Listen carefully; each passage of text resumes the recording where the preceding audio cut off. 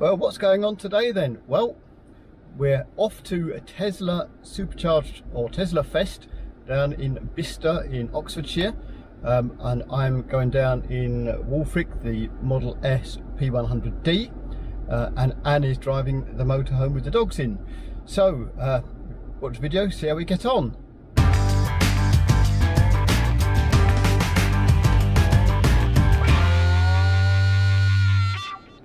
Hello and welcome to another edition of our Wolfie's Wheels. Today it's getting towards the end of June and we're heading down to a campsite near Bicester where we're going to be staying for a few days while we attend the Tesla Fest or Tesla Supercharged. I can't actually remember what it's called, but it's organised by the Tesla Owners Club UK, and it's meant to be the biggest gathering of Teslas in the UK kind of thing. No idea what's going to go on there, but we'll find out. So we're going in Wolfric, which, as you may or may not know, is a 2018 Tesla Model S P100D, so that's the performance version. I've had it since September 2023, and I really like it. The current mileage just before we set off is 26,779. And our first stop is actually going to be Rugby Services, not because I need to charge, because I don't, it's only 140, I think 150 miles down there, but because I'm going to want to stop for some lunch, and while I'm stopped for lunch I might just as well charge the car. So we'll see how we get on. Well, I thought I'd just give a quick update on life as it really is in the UK in 2024. We've been going now for, according to this, 1 hour 41 minutes. I haven't got to Rugby Services yet. I've actually stopped at Tibshelf because after 1 hour 41 I decided I needed a wee. But just some stats for you. Currently it's showing that we've done 302 watt hours per mile, 302 watt hours per mile, which converts to 3.3 miles per kilowatt, and this is as this has a 100 kilowatt battery. That's going to give us a theoretical range of 330 miles. The speeds that we've been doing have basically been the legal speeds when we can.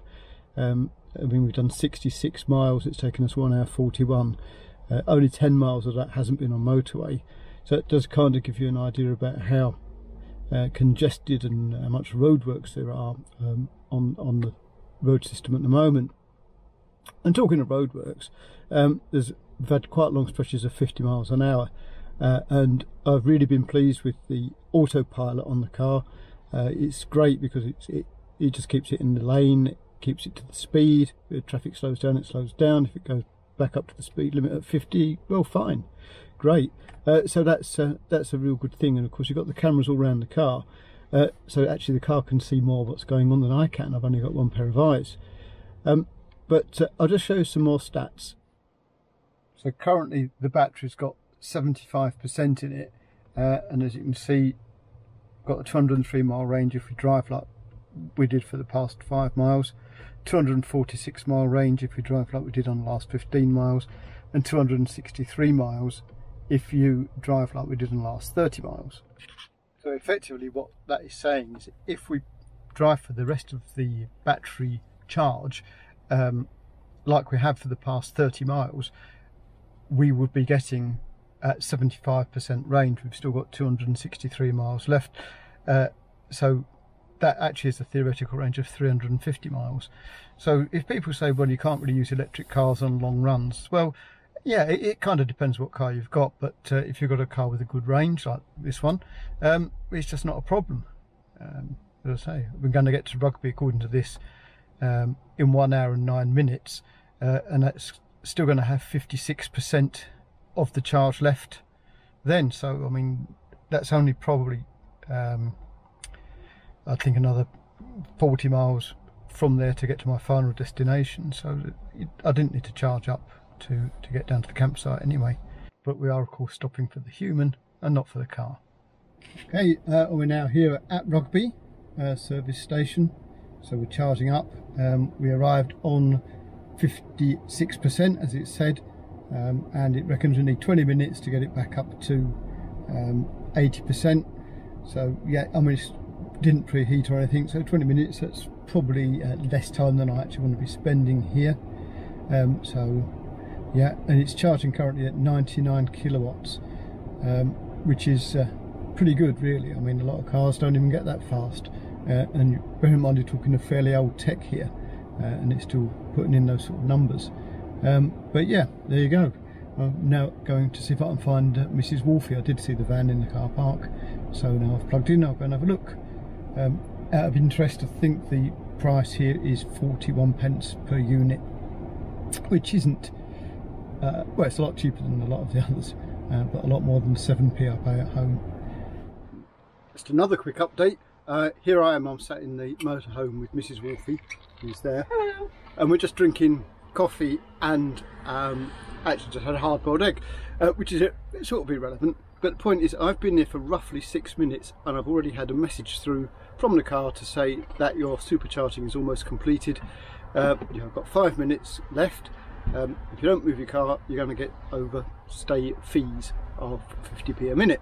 So, as I said when I was in the car, I'm probably actually going to want to stop longer than the car is going to need to charge. So I'm probably just going to drink this coffee and then head back to the car and then meet Mrs. Wolfie at the campsite. Well, we've arrived on site, all is good, apart from getting slightly lost and ended up coming on the A5 and not the M1, but such is life. Anyway, we've arrived with 66% after the quick charge up at Rugby, 66%, which is basically 2/3 of the battery. So it might be interesting to know at 2/3, because it's very easy to do the sums, which I'm not going to try and do in my head precisely, but I'll get the rough one and I'll put it on, you know, as a captiony thing. Anyway, if you look at the trip consumption ometer, it looks like this.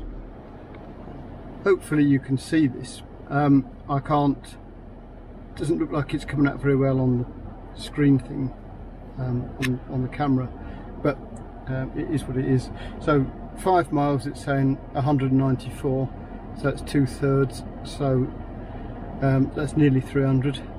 225 based on the last 15 miles, 225, so 225 is over 300, and on 30 miles it's almost exactly 300, because it's 200 miles is 2/3 and 2/3 of 300 is 200. So it's got kind of, in a real world situation, that sort of range. And just to be absolutely upfront about the range, I've driven the car exactly as I wanted to drive it. I've not done any economical driving. I've had the air conditioning on because it's quite hot outside. It's currently showing 28 degrees. I've had the cooled seats on because, yes, this car's not only got heated seats, it's got cooled seats. I had the cooled seat on all the time, I've had the aircon on all the time, and I've had the radio, well, actually Bluetooth to my phone, so it's been a playlist. But yeah, so I've had music on all the time, and as I say, I've driven it exactly as I want to. So I think it's a pretty fair, real world, on a run, what can you expect out of a P100D kind of range. It's now Saturday morning and it's 8:45, and we'll be heading off shortly to the Tesla Fest. I actually now don't know whether I'm going to put the car in the Pride of Ownership Concours, or there's actually a 10-year display of the Model S. It being 10 years since it was first launched, believe it or not, that seems to have gone really quickly. I'll find out when I get there. Now, one of the reasons why I'm debating whether it's going to put it into the Pride of Ownership category concours or not is because of the damage you can just see on the film here. I actually didn't do that myself. I had to have 2 new tyres fitted to the back because the MOT man spotted a cut on one of the tyres, and of course on a car like this it's not a good idea just to replace one tyre on the same axle, so I had to have 2 new back tyres on it. But unfortunately the guy at the tyre depot caught the side of the ramp with the front of the car, which is what's caused this damage. So I mean, they've been very good about it. They immediately you know, confessed to it, apologised, said go get an estimate and we'll sort it out. Now, this happened a few days before we went on the extended trip to Europe, which you might or might not have watched the films when we were away in the auto sleeper.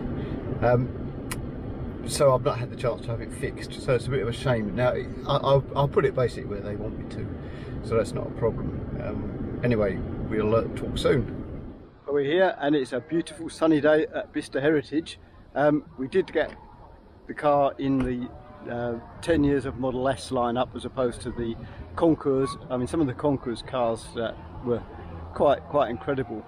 We obviously would have had no chance at that, I think, even if it didn't have a little bit of damage on the front. But nevertheless, I'm going to go for a wander round, and there's lots of S's here in this lineup here, which will just wander down the row. I probably don't know much about any of them, but you know, there you go. I'll just put them all on the film. First cab off the rank is this 75D. 75 is the motor size, D for dual motors. This is a 2018 car.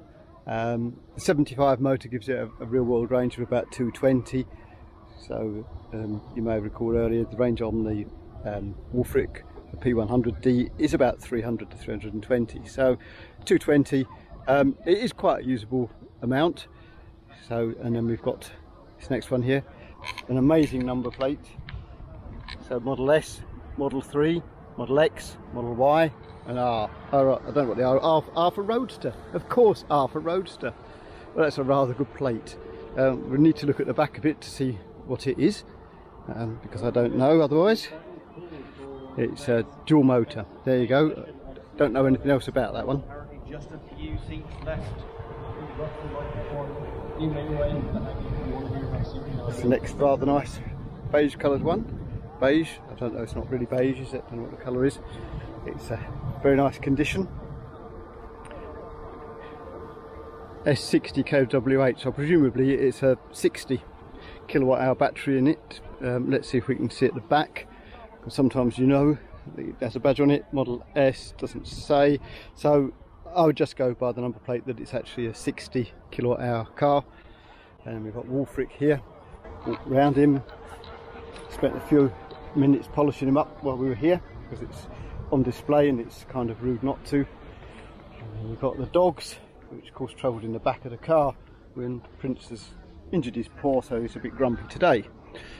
So we'll go down the next row now. And this is an earlier Model Y, Model S, called a koala because of the front. If you notice the front here, can't necessarily see it so much on this dark coloured car, but there's a white car at the back, but that nose makes it look like a koala bear, so they're known as a koala. It's a rather nice beige cream interior, very nice. Child seats in the back. It's an 85, but I don't know what year it is. It's always good at these events if people actually put a bit of information up about their car, which is what I've done on mine, and the guy with the 75, the red 75, had done the same. So we sort of knew what was going on. This, it says P100D on its number plate, and I guess it might be. Silver one. Let's see what it says at the back. Model S, P100D, so there you go. So you don't see many P100Ds, and there's two within a spit of each other. This is a 100D. Next to it, probably a Raven, I would guess. Which is the one, the facelift after mine. Yes, it is looking at the seats. I'd say this is a Raven, a black Raven. The 100D is the long distance one, which I think, I'll put it up in the captions, but I think it might have a range of about 400 miles. It's a massively efficient car, much more efficient than the P100D. I've got this nice blue one at the end. It looks stunning with its cream interior.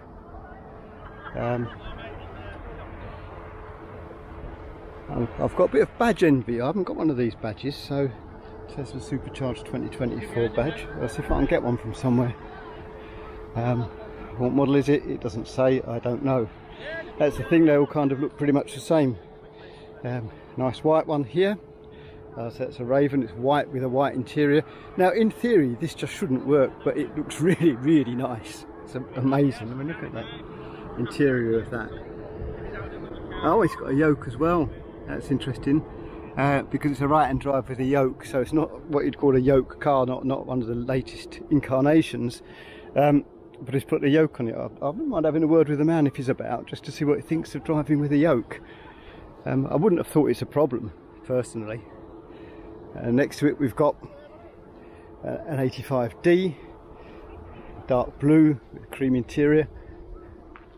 Very, very nice looking car. And again, koala with the front. Again, can't necessarily see it, but got some dark car. But next to it we've got the white car, and it's very clearly visible with the koala front there. So, and again, all these guys have got these nice stickers and we haven't got one, so I'm going to have to find out where we get the sticker from. This is a 90D. Anyway, that's the Model S. There was another Model S just coming in. We just collect him on the way out. And it's another P100D. Oh no, it's not, it's a P85D. So, just a, it's got to be the quietest car meeting I've ever been to. I mean, you know, guy reversing in.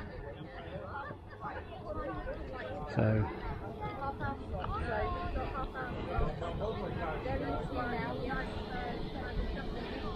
same midnight silver metallic as Wolfric with a nice cream interior. But I'm going to go in search of these stickers and see why I haven't got one. Quite an interesting Model Y body, showing various colours, I guess. I don't think they're going to put it out as a production colour. Actually, I don't know whether it's a Y or an X, but this is what they look like with no clothes on. Oh, it's got some writing on it. Don't know why, but it has. Oh, body repair centre advert. There you go. Got here the Tesla bot. It says Tesla bot, aka Optimus, is a humanoid robot designed to complete jobs that are repetitive, boring or dangerous for humans. Tesla bot's design was inspired by the human form, so it can use human tools, carry objects and work in factories. Tesla bot uses the same AI technology as the Tesla vehicles, allowing it to navigate the world safely and efficiently. Unless you come to a roundabout and it will tell you to take the third exit, and it means the second. But you know, that's life. I don't know if they can make him move. We've got here the Model 3 Highland, as it's known, which is the facelift. It has no stalks, which is an interesting concept. So if you look in, I mean, everybody knows this anyway, but it's got no stalks.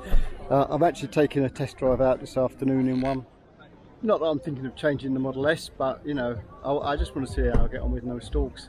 There was a lot of criticism about it, probably unfairly I think, but the only way to know is to try it yourself. You have to bear in mind, of course, that my first experience in a Tesla was at Silverstone, where I took a test drive in a Model 3 because I wanted to know and be able to say with some authority that electric cars were rubbish.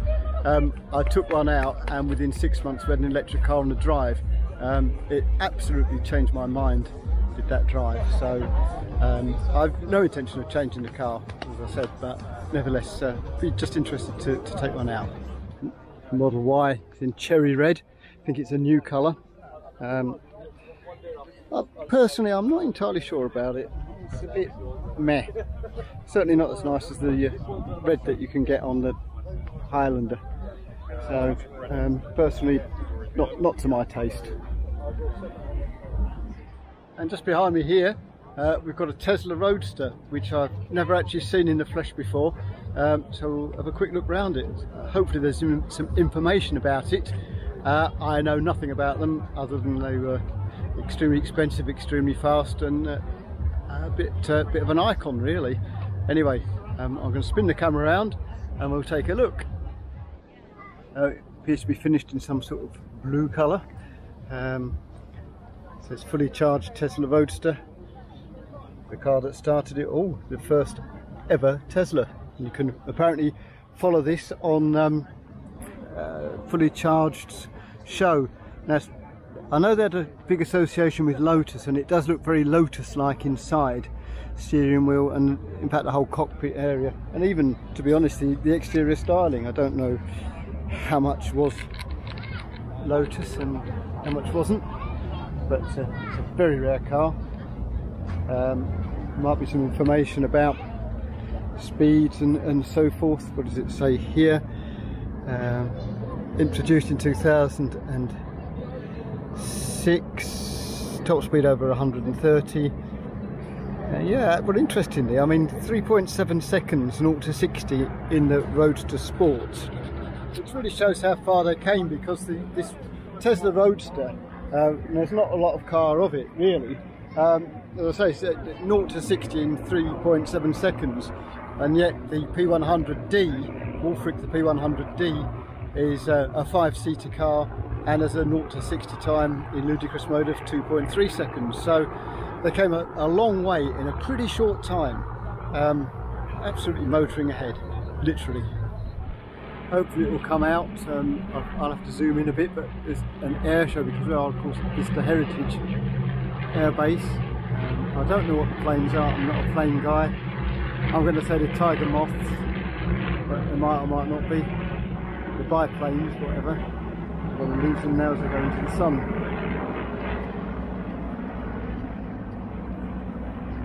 One of the activities here is you can actually take your car out on the track, which I'm not going to bother to do. There's a bit of a queue, but let's just go over and we'll see if we can get some trackside filming of probably the world's quietest track day. So these are the cars waiting to go on track. It's a Model S just come off the track, so you can hear its fans running. It's got reasonably hot, but let's just go over trackside and see what we can find.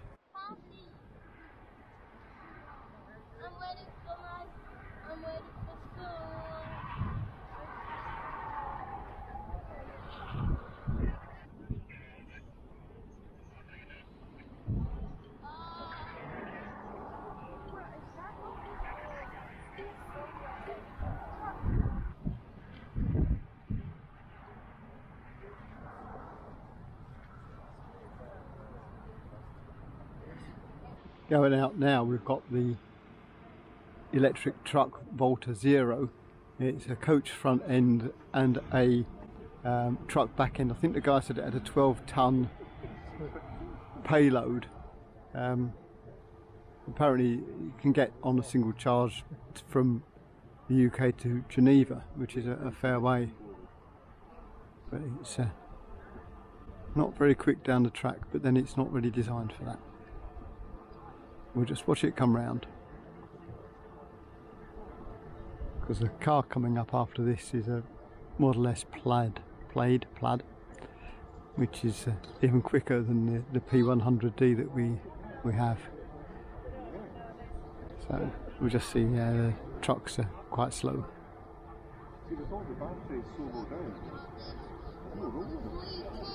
It's very stable through the corners. It's all the way, it's at the bottom.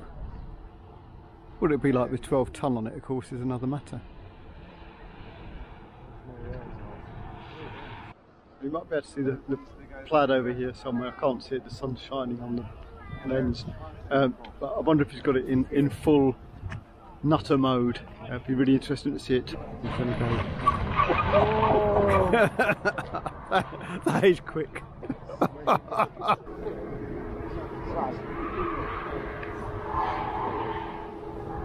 Slightly late on the brakes there.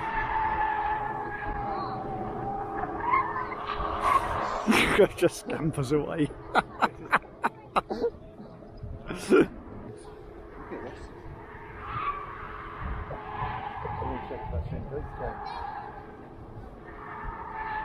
As it just comes at me, a punch, bang, there you go. That is fast.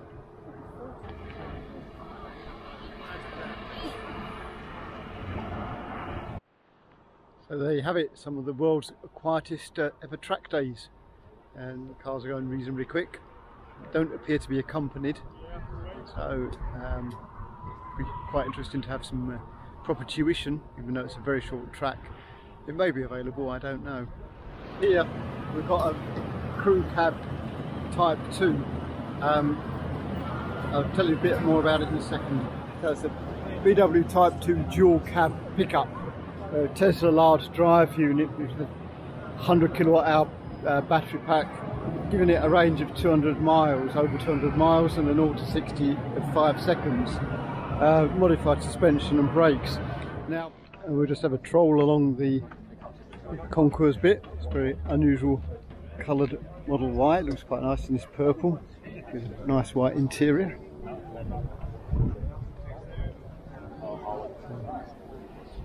It's a nice colour. If only Tesla did that as standard, I'm sure it would sell well. It sort of, you know, changes colour in the light. It's really nice. And we've got a lowered Model 3. Yeah. And a modified Model 3. Again, you know, that's the thing, great. Very shiny cherry red Model Y. The white interior, quite striking, but as I said before, not for me. Model 3 on air suspension, so if you like load cars, it's great. Model 3, a very nice looking Highlander in a new red. Now this to me is a really nice combination with the white interior. Lovely red outside. I've got to say, the whole row, that's probably my favourite car, and it's the least messed about with, so I must say something, I don't know. Over here we've got Model S. Those wheels I'm sure are really nice, but I'll probably have them ruined on a curb in the first couple of hours. Yellow calipers, carbon fibre mirror caps. What model is it? I don't know. Let's have a look. Doesn't say, it's debadged. Got plaid Model X. So plaid badge there. So this means it will be left-hand drive. Has he got the yoke on the steering wheel? Now they've got the yoke. So how nice is that? In a stealth grey colour. So, yeah, that's quite nice. Satin wrapped Model Y, different wheels. There's 3 tables of that.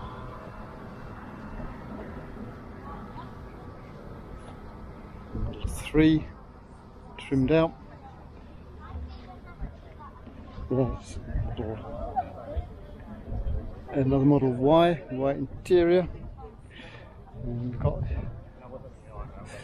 somewhat striking green Model S.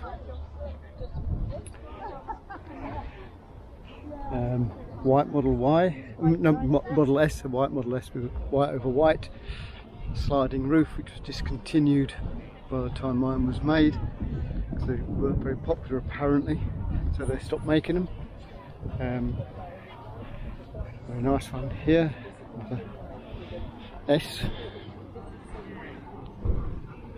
Very good, 75D, very nice. Model X, red with white interior. I do like the white interiors on the Teslas, which of course is why mine is black, but we'll say no more about that. And wrapped, and I don't know if it's carbon fibre or carbon wrapped. I guess it's a carbon wrap certainly over part of it. It could be a carbon bonnet, don't know. But obviously now, there you go, that's the concourse. Well, that was pretty much all there really was to see at the Tesla Supercharged event 2024. Well, the observant among you will notice that this little bit seems to have a continuity error, insofar as I'm not wearing the same clothes as I was in the previous little bit of clip. And the reason is this is a little bit of a re-record of the summary of the show. In the original one, I think I was a bit hypercritical of the show because I didn't think there was that much to do. But when I've thought about it for a couple of days, actually there was an awful lot to do. It's just that I didn't choose to do it. So things like, I mean, I could have gone round on the test track with the car. I could have attended a number of lectures about Teslas and various aspects of Tesla ownership, and I chose not to, apart from one, which was the 10-year of the Model S in the UK, where they had interviews with one of the directors of Tesla Europe, and one of the guys who was lucky enough to get one of the first 5 Tesla Model S's in the UK, and he actually got a handover from Elon Musk himself, and his car is still around, and in fact you can see it sort of just overlaid now. It's immaculate. It's in private ownership by somebody else, but it's a right nice car, is that one. Anyway, as I said, so there was actually quite a lot to do. It's just that I chose not to do it. So this is just, as I say, a bit of a re-record of that section. You know, there's all sorts of lectures. I could have gone out on test drives on a number of different Teslas. I went out just in the straightforward Model 3 standard range, but I could have gone out in a long range, a performance, a Y performance, blah blah blah. I chose not to. So overall, yeah, it was a thumbs up to the organisers. Obviously, and I mean obviously, if you were there, there was a lot of effort had gone into organising that day. But the thing I would say is that it would have benefited from more stalls selling other stuff to bring a bit of interest perhaps to people who are not quite so into the cars. Anyway, we'll go back to the original film now. I did go out in a test drive of the Highlander Model 3 rear-wheel drive, and actually I was very impressed with that. It was quite smooth, it was quiet, it's a different league to the 2020 I think it was 2020 when we had our Model 3, a different league to that. That was a long range. The one I went out in, as I say, was a standard rear-wheel drive car, and very nice it was too. It has no stalks, of course, as mentioned earlier in the film, and I found absolutely no issues whatsoever using the buttons to indicate with on the steering wheel, and I found no issue whatsoever with having to swipe the screen to make it go forwards and backwards. So really, there's an awful lot of noise on various Tesla fora and YouTubes and things like that. Storm in a teacup. You know, really do not be put off if you're thinking of getting one or looking at thinking about one, and you're put off by the lack of stalks. Seriously, give it a road test and see what you think. It's generally not a problem, I don't think. Anyway, so that was, as I say, I'll just wrap up here really.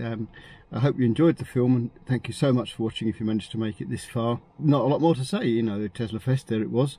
We're back at the campsite now, and very hot it is too.